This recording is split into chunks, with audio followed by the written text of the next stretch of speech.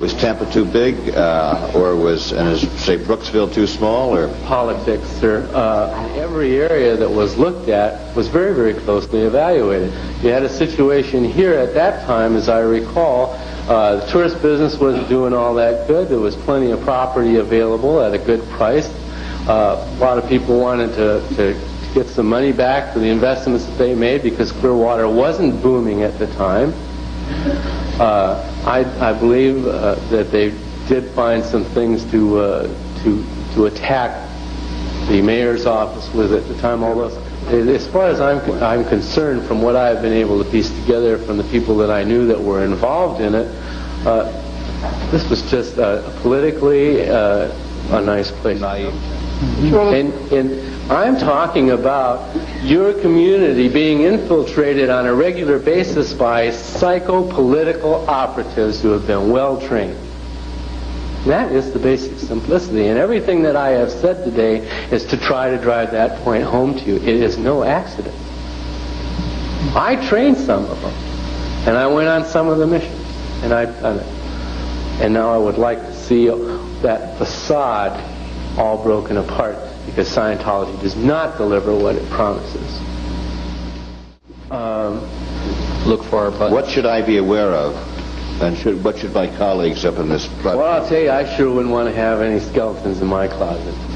I'll be very frank with you. Now you tell me. Mr. Mayor, if you got a phone call in the morning, the phone call consisted of, I heard you talking with a gentleman before. I know you have 2 daughters, and they go to such and such a school. Would you consider that a threat? If the facts in the case were the truth. In my case, it certainly would be. If that phone call came from me, would you take that phone call serious? Oh, sure. In fact, it would already have gone past the point where you should have been doing something about it.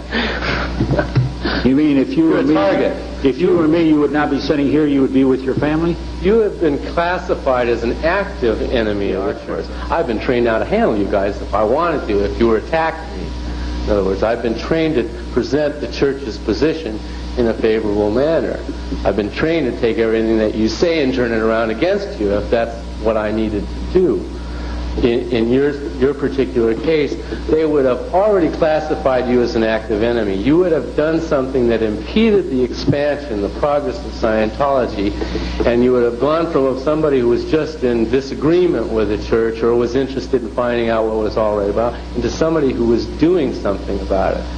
The minute you became active, then you go under the area of observance of geointelligence. That's when they start gathering the data, when you become active.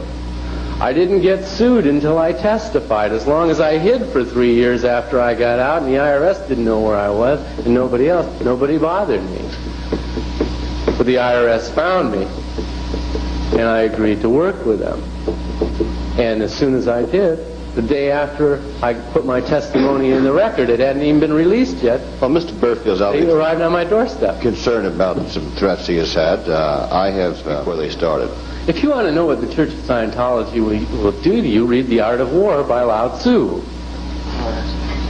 Because that's one of the required books on the training manual for an intelligence operative.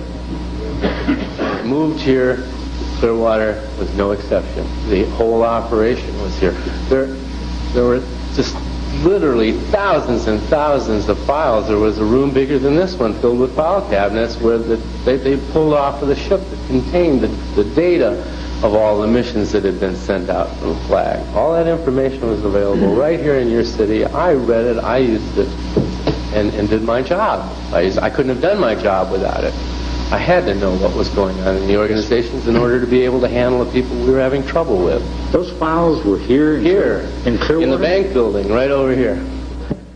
And we've all been hearing about RPF. What was RPF?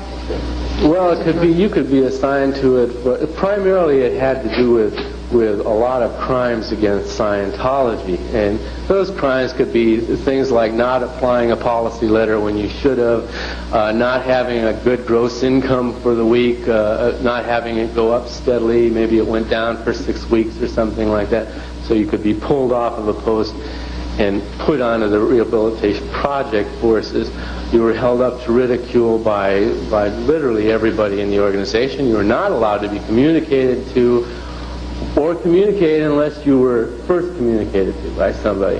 I spent time in a bilge at one time for being late from coming off of Liberty. I spent 12 hours in Clearwater that deep in the bottom of one of the ships, cleaning scum off of the hull because I was late, and I went without sleep at that particular time for about 36 hours getting my amends to the church for my crime of not being on my post in time. I observed people in a chain locker on the ship for a week on bread and water. A lady named Holly Judd at a place called American St. Hill Organization in Los Angeles spent something like 9 or 10 days in a closed room on bread and water, writing up all of her crimes against humanity for the last trillion years. And this telex was sent to the LRH's, L. Ron Hubbard's, personal secretary in the United States by L. Ron Hubbard's personal secretary on flag, which was then located in the Netherlands Antilles. This was in, I believe, 1974, 75. The name of the person was Ken Urquhart. He's well known as the LRH personal secretary. With translations, it reads to the LRH personal secretary, Toby, regarding the ship. It says, leave the threat of the rehabilitation force hanging over them for now. Have their confessional folders gone through listing all crimes found. Crimes must be verified as not auditor errors, and the criminals with the greatest treasonous action put on the rehabilitation project forces. The remainder are told that they have one more chance to come clean and go straight. Have their folders summarized and programmed for vital corrections, and then security checking, lie detector test. If then no mark changes, they go to the rehabilitation project forces.